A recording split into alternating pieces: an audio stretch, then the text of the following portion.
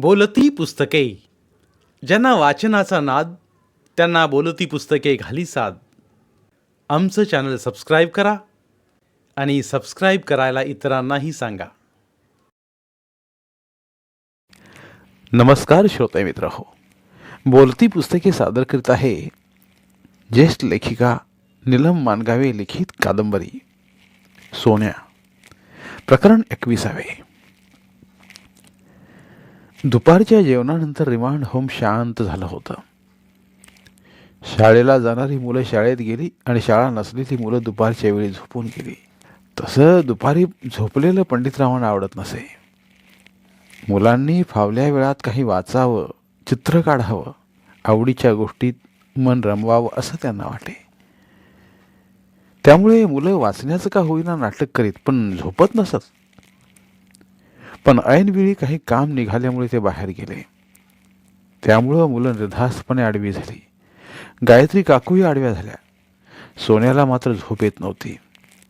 पळून जाण्याविषयीचे विचार त्याला झोपू देत नव्हते. तशी रिमांड होममध्ये सामसूम होती, पण बाहेरच्या गेटजवळच्या झाडाखाली रामा वॉचमॅन बसला होता. त्यामुळे सोन्याला पळता येत नव्हतं.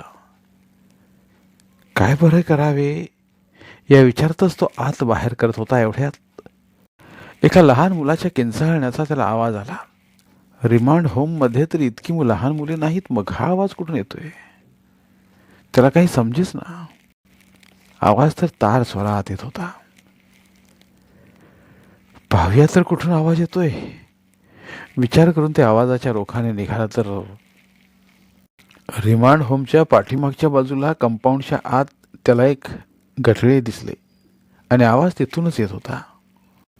धावत तो त्या गठळ्याजवळ गेला तर फक्त चेहरा उघडा असलेलं दुपट्यात गुंडाळे ते बाळ रडून आक्रोश करत होता. सोन्याच्या जिभेला कोरड पडली. पाय लटपटू लागलं. अरे बापरे, या बाळाला इथं कोणी सोडलं असेल की भिंतीवरून टाकलं असेल? छे, भिंतीवरून टाकलं असतं तर मेलच असतं ते. कोणीतरी आत उतरूनच त्याला ठेवून गेलं असेल. पण कोण ठेवून गेलं असेल? त्याच्या आई, वडील की आणखी कोण? सोन्या पुन्हा एकदा हादरला. म्हणजे या बाळाला सुद्धा आता आई असणार नाही, वडील असणार नाही, त्याला गाव असणार नाही, त्याला घर असणार नाही. अभिजित सारखा तो तसाच वाढला. क्षणभरातच त्याच्या मनाची उलथापालथ झाली. छे, आपण इथं राहता उपयोगी नाही. आपण आपल्या गावी गेलं पाहिजे. आपल्या घरात आपल्या आईजवळ राहिलं पाहिजे. वडिलांचं ऐकलं पाहिजे. जरी त्यांनी मारलं तरी आपले बाबा म्हणून ते सहन केलं पाहिजे. काही करून या पिंजऱ्यातून सुटलं पाहिजे. आपल्याच विचारात गुरफटल्यामुळे त्याला बाळाचा आवाज सुद्धा ऐकू येईनासा झाला होता. पण बाळाच्या किंचाळण्याचा आवाज वाढल्यामुळे तो विचारातून जागा झाला. काय करावे? बाळाला उचलून आत न्यावे की काय? त्याला निर्णय घेता येईना आणि बाळाचे जीवाच्या आकांताचे रडे ऐकून आतही जावे ना. शेवटी बाळाला उचलून घेण्यासाठी त्याने दुपट्याखाली आपले हात सरकवले. बाळाच्या धडपडणे घाबरून पुन्हा त्याने आपले हात बाहेर काढले. आपल्या हातातून बाळ पडला तर? त्यापेक्षा गायत्री काकूंनाच बोलावून आणावं म्हणून तो आत पळाला. झोपलेल्या गायत्री काकूंना हलवून, काकू, काकू, बाळ, बाळ, कुठला बाळ? अर्धवट झोपल्या काकूंना काही समजले नाही. पाठीमागच्या भिंतीजवळ कोणीतरी बाळाला सोडलंय. काय? होय, तो बघा, त्याच्या रडण्याचा आवाज. आवाज तर आजपर्यंत ऐकायला येतच होता. काकूंनीही तो आवाज ऐकला आणि धडपडून उठता उठता त्या सोन्याला म्हणाल्या, गेट जवळ रामा असेल बघ, त्याला पाठव पाठीमागे. काकू पाठीमागे गेल्या. सोन्या रामाला बोलवायला पळाला. सोन्याने रामाला बाळाची हकीकत सांगताच रामा आलेली गुंगी झटकून खडबडून उठला आणि चल बघू असं सोन्याला म्हणत रिमांड होमच्या बाजूने पाठीमागे पळाला. सोन्याही पाठोपाठ होताच. कसा कोण जाणे रिमांड होममधल्या इतर मुलांनाही सुगावा लागलाच होता. पाठीमागे जाईपर्यंत गायत्री काकूनी बाळाला उचलून घेतलं होतं आणि मुलांचा गराडा त्यांच्या भोवती पडला होता. बाळासह शेवटी सगळे आत आले. रामाजवळ बाळाला देऊन काकू दूध आणायला आत गेल्या. रामा बाळाला हातावर हलवू लागला. हलवता हलवता त्याच्याशी बोलू लागला.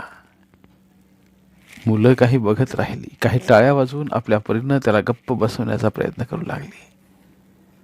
सगळी बाळमय होऊन गेली.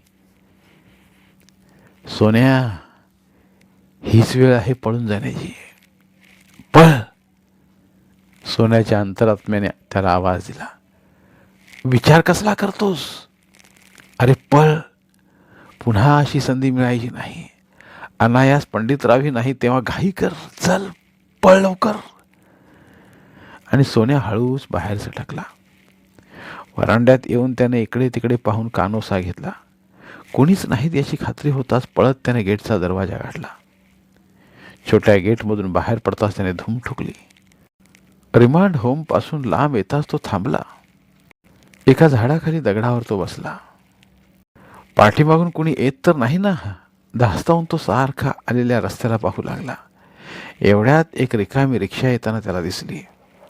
तसं तो उठून उभा राहिला. रिक्षाला हात करताच रिक्षा त्याच्यासमोर थांबली. कुठे जायचं आहे? S T stand. पैसे आहेत का? सोन्या गडबडला. जवळ पैसे नसल्याचा विचारच त्याने केला नव्हता. पण स्वतःला सावरून तो झटक्यात म्हणाला, आहेत ना. पैसे असल्याशिवाय का मी रिक्षा थांबवली? पैसे दाखव म्हणाला तर? सोन्याला प्रश्न पडला. आली का पंचायत? आता काय करायचं? राम राम राम राम. तो मनातच देवाचा धावा करू लागला. आणि देव खराच पावला. पैसे दाखव न म्हणता त्याने सोन्याला रिक्षात बसवून घेतलं. रिक्षा धावू लागली. आता उतरताना पैसे कुठून द्यायचे? सोन्याच्या कल्पनेला पंख फुटले. सोन्या हसला. निर्धास्तपणे बाहेर पाहत बसला. ट्रॅफिक सिग्नलजवळ रिक्षा थांबता सोन्या रिक्षावाल्याला म्हणाला, स्टँड अजून किती लांब आहे? आलंय जवळ.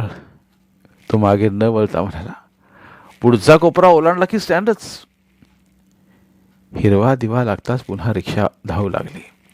थोड्याच वेळात पुन्हा सोन्या, अहो थांबवा थांबवा, इथंच थांबवा रिक्षा, असं म्हणाला. ड्रायव्हरने रिक्षा कडेला नेऊन थांबवली. तसा सोन्या उतरू लागताच, पैसे? ड्रायव्हर म्हणाला. आणि सोन्या एकदम खवळून त्याला म्हणाला, कुठले पैसे? गप जातोस की बोलू पोलिसाला? सांगतो की तुम्हाला पळवून न्यायला लागलेस म्हणून. एवढंच बोलून तो पोलीस पोलीस म्हणून ओरडू लागला आणि ड्रायव्हरची बोबडीच वळली. आईला पोलीस आला की नसती आपत ओढवायची, नुसती झंझट, दिवस फुकट जायचा. त्यापेक्षा पैशावर पाणी सोडलेलं बरं. मनात विचार येताच ड्रायव्हरने रिक्षा सुरू केली. सोन्या उतरायचाच अवकाश त्याने ती पळवलीही. सोन्याला हसू आवरेना झालं. आपल्याच युक्तीवर खुश होऊन तो स्टँडच्या दिशेनं चालू लागला. स्टँडच्या कोपऱ्यावर तोच ड्रायव्हर दिसला. सोन्या मनात घाबरला. यानं पोलिसाला सगळं सांगितलं तर नसेल? आपण एसटीत बसल्यावर एखाद्याने पकडलं तर नसेल? त्यापेक्षा आधी या रिक्षावाल्यालाच तिथून पळवायला हवं. सोन्या ट्रॅफिक पोलिसाजवळ जाऊन उभा राहिला. त्याच्याशी बोलू लागला. रिक्षा ड्रायव्हरनं पाहिलं. त्याचवेळी पोलिसाने आपला हात रिक्षाकडे वळवला आणि सोन्यानेही मान हलवून तोच तोच या अर्थी हाताच्या बोटाने इशारा केला. मधनच रिक्षाकडून रिक्षावाल्याने पुन्हा पोबारा केला. हसत हसत सोन्या स्टँडमध्ये घुसला. गर्दीतला एक बिंदू होऊन गेला. कुरुंदवाड गाडी कुठे लागते? हे एका ड्रायव्हरला विचारून तो फलाटावर आला. योगायोगानं कुरुंदवाड गाडी नुकतीच लागली होती. गाडीच्या दाराशी माणसांची झुंबाझुंबी चालली होती. ड्रायव्हरच्या बाजूने आणि पाठीमागच्या सुरक्षा खिडकीमधूनही लोक आत घुसत होते. या गर्दीतून गेल्यास आपले फुकट जाणे खपून जाईल असा विचार करून तोही त्या लोंढ्यात सामील झाला. पण रेटारेटीत त्याला काही आत घुसता येईना. शेवटी बाहेर येऊन तो पाठीमागच्या खिडकीजवळ जाऊन, अहो अहो मला पण चढवा, मला पण चढवा, म्हणून लोकांना सांगू लागला. जो तो आपल्या घाईत असल्यामुळं त्याच्याकडे कुणीच लक्ष देत नव्हतं. एवढ्यात, ए बारक्या, चढायचं आहे का? एका विजारवाल्याने विचारतात होय म्हणून सोन्याने आपले हात उचलले आणि ते विजारवाल्यानं उचलून त्याला खिडकीतून आत कोंबलं. जत्रेत हरवल्या पोरासारखा आता तो इकडे तिकडे पाहत राहिला. तोच, ए पोरा, बस इथं. एका म्हाताऱ्या बाईनं त्याला आपल्याजवळ बसवून घेतलं. कुठं चाललायस? आणखी कोण आहे तुझ्याबरोबर? सोन्या गडबडला, पण क्षणात सावरून म्हणाला, अगं कुरुंदवाडला चाललोय. कोण आहे बरोबर? बाबा आहेत, पुढे जाऊन बसलेत. मग तू माग का? आली का पंचायत आता? चोंबडी कुठली? हिला काय करायचं सगळं? सोन्या मनातच म्हणाला, एवढ्या गर्दीत सोडून तुझा बा कसा गेला पुढं? म्हणाले, मी जाऊन जागा धरतो, तू शिस्तीत ये. आणि तू चढायच्या आधी गाडी सुटली असती तर? आता काय उत्तर द्यायचं हिला? पण त्याचा प्रश्न कंडक्टरने सोडवला. चला पुढे चला, सरका म्हणत बेल मारत त्याने दरवाजा बंद करून घेतला. गाडी चालू झाली. म्हातारी पैसे काढायच्या गडबडला लागली. हुश करून सोन्याने मान मागे टेकवली. तिकीट देण्यासाठी कंडक्टर पाठीमागे आल्याचे पाहता सोन्याने आपले डोळे मिटून घेतले. झोप लागल्याचं सोंग काढलं. आजीबाई, मुलगा कुणाचा? सोन्याची छाती धडधडली. ही काय सांगते कुणालाच ठाऊक आता. कुणाचं आहे माहीत नाही. म्हणाले तर कंडक्टर आपल्याला उठवेल. काय काय करायचं आता? सोन्याचे कान म्हातारीच्या उत्तराकडे लागून राहिले आणि उत्तर ऐकून खुश झाले. म्हातारनं सांगितले की त्याचा बाप पुढं बसलाय, त्याच्याकडनं घ्यावं तिकीट.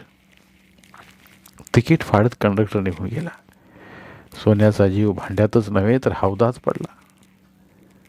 तिकीट फाडायला कंडक्टरला अर्धा तास लागला. तिकीट फाडायचे संपून राहिलेल्यांचे सुट्टे पैसे देत तो आपल्या जागेवर आला. सोन्याचं लक्ष त्याच्याकडेच होतं. कुठे आहे रे तुझा बाप म्हणाला तर बाप कुठला दाखवायचा? पण बाप दाखवण्याची वेळ सोन्यावर आलीच नाही. सोन्याकडे त्याने पुन्हा लक्षच दिलं नाही. सोन्याने निर्धास्तपणे आपले डोळे मिटून घेतले. झालेल्या धावपळीत दमल्यामुळे त्याला झोप लागून गेली. मिटल्या डोळ्यांसमोर कंपाऊंडच्या आत सापडल्या बाळाचा आक्रोश त्याला साथ घालू लागला. हात उचलून त्याने बाळाला आपल्या हातात घेतले. इतक्यात बाळाच्या चेहऱ्यात त्याला अभिजितचा हसरा चेहरा दिसू लागला. म्हणजे हा पण आता अभिजित सारखाच अनाथ आयुष्यभर रिमांड होममध्येच राहणार. हा चांगला होईल की अभिजित सारखा मुका होईल? बहिरा होईल की आंधळा होईल? आंधळा झाला तर त्याचं कसं होईल? कोण करेल त्याचं? गायत्री काकू करतील की रिमांड होममधून हाकलून देतील? हाकलून दिल्यानंतर तो कुठे जाईल? काय खाईल? की भीक मागणारा भिकारी होईल? आणि रस्त्याने जाताना एखाद्या वाहनानं त्याला ठोकरलं तर?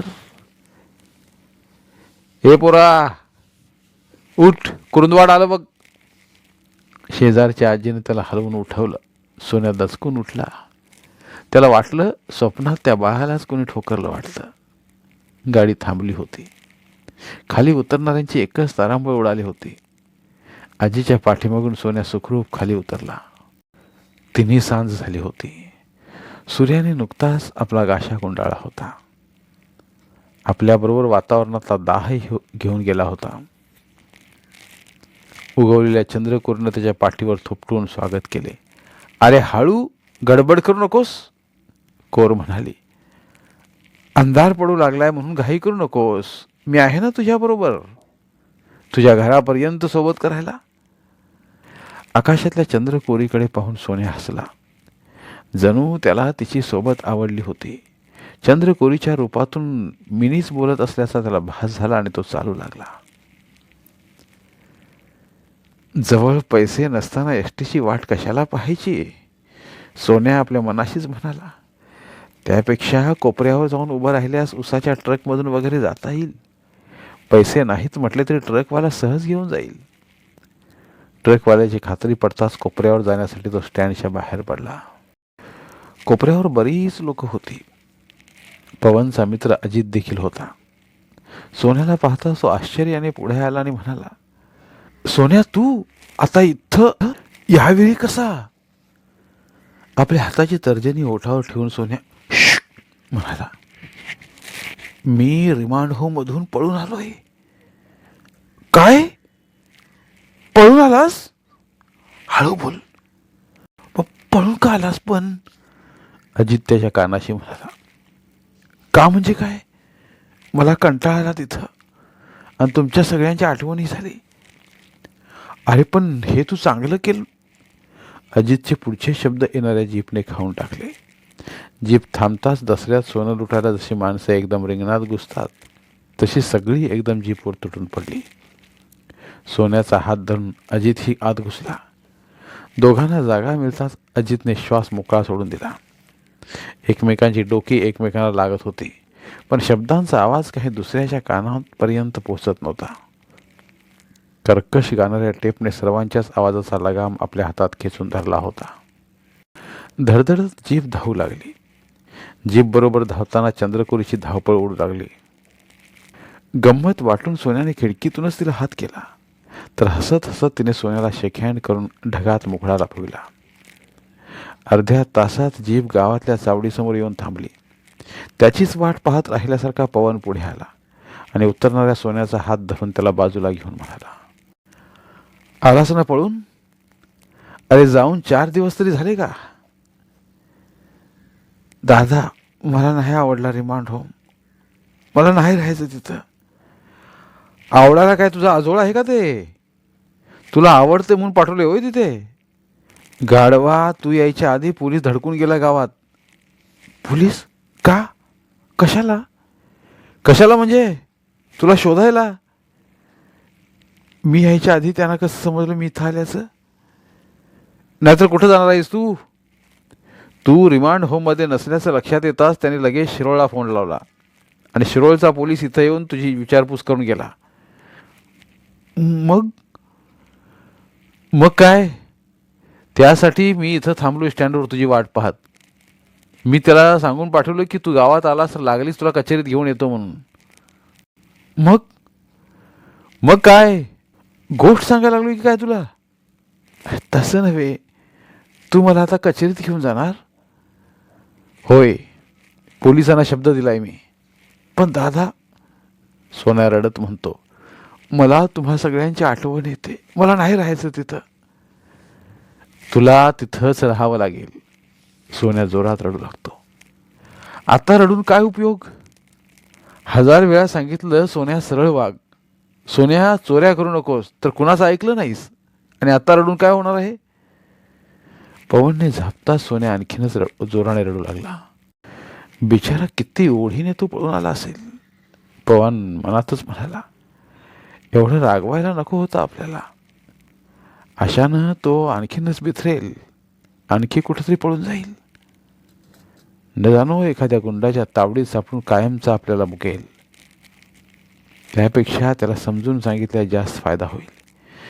इन्स्पेक्टरनेही सांगितलेच की त्याला प्रेमाची मायेची जास्त गरज आहे म्हणून. हे बघ सोन्या, मी सांगतो ते लक्ष देऊन ऐक.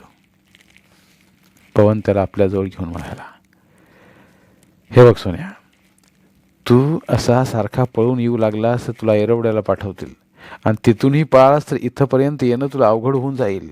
नव्हे, इथंपर्यंत सुखरूप येणंच अशक्य आहे. समज तू पळून गेलास आणि परस्पर तुला कोणी गुंडाने पळून नेलं तर? सोन्या डोळे विस्फारून पवनकडे पाहू लागला. त्याच्या डबडबून आलेल्या डोळ्यांनीच प्रश्न विचारला, तर काय दादा? तर ते तुझ्याकडून चोऱ्या करून घेतील. आपल्यावरचा गुन्हा तुझ्यावर ढकलून मोकळे होतील. त्यावेळी तुझ्या मत्तीला कोणीही येणार नाही. आम्ही नाही, पोलीस नाही की रिमांड होम नाही. अरे तू कुणाला सापडायचं नाहीस. कदाचित काय? भयभीत सोन्या पवनचा हात आपल्या हातात धरून म्हणतात सोन्याच्या हातावर आपला दुसरा हात ठेवून पवन म्हणाला, कदाचित तुला मारूनही टाकतील. आईसारखं? सोन्याच्या ओठावरचा शब्द ओठातच गोठला. भीतीनं तो पवनकडे एकटक पाहू लागला. हीच वेळ आहे त्याला विश्वासात घेऊन समजावून सांगण्याची, असा विचार करून पवन त्याला पुन्हा म्हणाला, हे बघ, मी काय सांगतो ते ऐक आता. आता मी तुला उद्या सकाळी कचेरीत सोडून येतो. तिथं तू पोलिसांची माफी मागायचीस, चुकलं म्हणायचंस. मग ते तुला न रागावता न मारता रिमांड होममध्ये घेऊन जातील. तिथं गेल्यावरही पंडितरावांची माफी मागायची. पुन्हा मी पळून जाणार नाही म्हणून त्यांचे पाय धरायचे आणि पुन्हा असं कधीही पळून जायचं नाही. तू जर तिथं सरळ वागलास, त्यांचं सगळं ऐकलंस, तर तुला 6 महिने ते घरी पाठवतील. मग मात्र तुला कोणी त्रास देणार नाही. समजलं का? घरी यायचं असेल तर तुला 6 महिने तरी चांगलं वागवून दाखवलं पाहिजे. नाहीतर 6 महिन्यानंतर आहेच मग येरवडा. मग काय करणार? चांगला वागणार की पुन्हा पळून येणार? सोन्याची तंद्री लागली. सोन्या काहीच बोलायला तयार नव्हता. अरे मी कुणाला विचारतोय? मी सांगितलेलं तू ऐकलंस तरी का? की गेलं सगळं वाऱ्यावर उडून? सोन्याची नजर आकाशातल्या चंद्रकोरीवर खिळली. अरे 6 महिन्यांचाच तर प्रश्न आहे. चंद्रकोर हसत म्हणाली, एवढा कसला विचार करतोयस? फक्त 6 महिने चांगलं वागायचं, काय अवघड आहे? मग आहेसच की तू स्वतंत्र कसाही वागायला, खरं ना? ते खरं ग, पण 6 महिन्यानंतर मी कसाही वागलो तर पुन्हा नाही का ते मला पकडून येणार? सरळ वागायचं मग, त्यात काय? डोळे मोठे करून कोर म्हणाली, अरे सरळ वागलास म्हणून काय आकाश कोसळणार आहे? बघ तरी एकदा सरळ वागून काय होतं ते. मग माझ्या बाबांचा बदला कसा घेणार मी? वेडा कुठला, ती हसून म्हणाली. तू कशाला हवास बदला घ्यायला? देव आहे ना त्यांना पाहायला, तो पाहून घेईल त्यांचं काय करायचं ते. अरे वरचं न्यायालय फार मोठं आहे, जिथं ज्याची त्याला बरोबर शिक्षा मिळते. कुणालाही पळून जाता येत नाही तिथून. मग मलाही शिक्षा होईल का? होणारच की लहानशी. आईसाठी म्हणून का होईना, तू तुझ्या बाबांना त्रास देतोयसच ना, मग त्याची शिक्षा तुला व्हायचीच. मग आता तू सरळ वागायचं, एवढंच. अरे तोंडातल्या तोंडात काय पुटपुटतोयस असा? पवन त्याला हलवून म्हणाला, चल आता घरी, आणि कुठेही पळून जाऊ नकोस. सकाळी मी तुला सोडून येतो, कळलं का? हां म्हणून सोन्या पळू लागताच त्याचा हात ओढून, थांब मी तुला पोचवायला येतो, पवन म्हणाला. पण नको, पोचवायला नको, मी जातो एकटाच, म्हणून सोन्या पळाला. धन्यवाद. उर्वरित कादंबरी पुढील भागात.